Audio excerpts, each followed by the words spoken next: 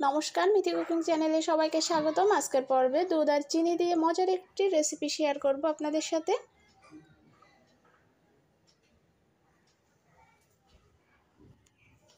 আজ আপনাদের সাথে শেয়ার করব মালাই পুডিং। খুবই টেস্টি একটি রেসিপি। তো এই ডেজার্ট রেসিপিটি চটজলদি দেখে নিন। আশা করি আজকের এই রেসিপিটি আপনাদের ভালো লাগবে।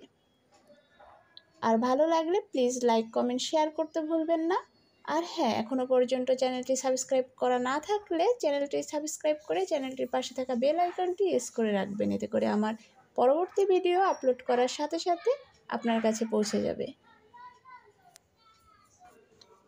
মালাই পুডিং তৈরি করার জন্য আমি চুলাতে 1/2 লিটার দুধ নিয়েছি আর তাতে 1/3 কাপ গুঁড়ো দুধ দিয়ে দিলাম। গুঁড়ো দুধ দিয়ে ভালো করে মিশিয়ে নিলাম। গুঁড়ো দুধ দিয়ে পুডিং তৈরি করলে দুধটা তাড়াতাড়ি ঘন করে নেওয়া যায়। তবে কেউ যদি গুঁড়ো দুধ দিতে না চান সেক্ষেত্রে লিকুইড দুধটা বাড়িয়ে নেবেন এবং একটু জাল করে ঘন করে নেবেন। তবে এক্ষেত্রে আপনার সময়টা বেশি লাগবে। তো চুলাতে দুধ জাল হতে থাক মিডিয়াম জালে। আর এদিকে চুলাতে প্যান বসিয়ে 1/2 কাপ চিনির কিছুটা চিনি দিয়ে ক্যারামেল তৈরি করে নেব। চিনিটা লো জালে কিছু সময় জাল করলে ক্যারামেলে পরিণত হবে। তবে বেশি কালার করতে যাবেন না, এতে করে ক্যারামেলটা পুড়ে যেতে পারে আর পুড়ে গেলে একদমই পুডিংটা ভালো লাগবে না। তো দেখুন কালারটা চেঞ্জ হয়ে এসেছে। এর থেকে বেশি কালার আমি করব না, নামিয়ে নেব। আর এই হলো দুধ যেটা এত সময় জাল হচ্ছিল। এখন এই দুধের থেকে কিছুটা ক্যারামেলের মধ্যে দুধ উঠিয়ে নেব এবং ভালো করে গুলিয়ে দুধের মধ্যে দিয়ে দেব। চিনিটা ক্যারামেল করে দুধের সাথে মেশানোর ফলে দুধের কালার অন্যরকম হয়ে যাবে, যেটা দেখতে বেশ ভালো লাগে। তবে আপনারা ক্যারামেল করতে না চাইলে নাও করতে পারেন, সরাসরি চিনি দুধে দিয়ে দিতে পারেন, সেক্ষেত্রে পুডিংটা দেখতে সাদা হবে। তো আমি এখানে ক্যারামেলটা দিয়ে দিলাম, দলা পেকে আছে চামচে। এটা নাড়াচাড়া করতে করতে ছেড়ে দেবে। আর এদিক দিয়ে দিলাম 2টা এলাচ মুখ ফাটিয়ে, আর দিয়ে দিলাম বাকি চিনিটা।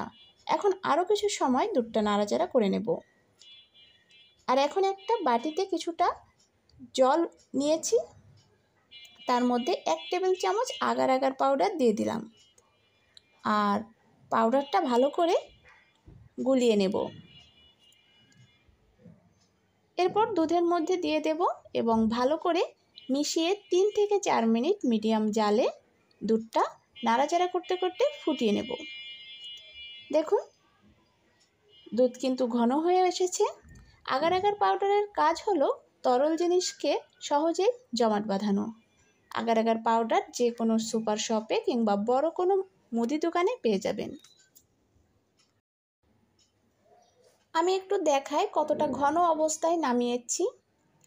দেখুন ঠিক এই অবস্থায় নামিয়ে একটা পাত্রে ঢেলে নেব।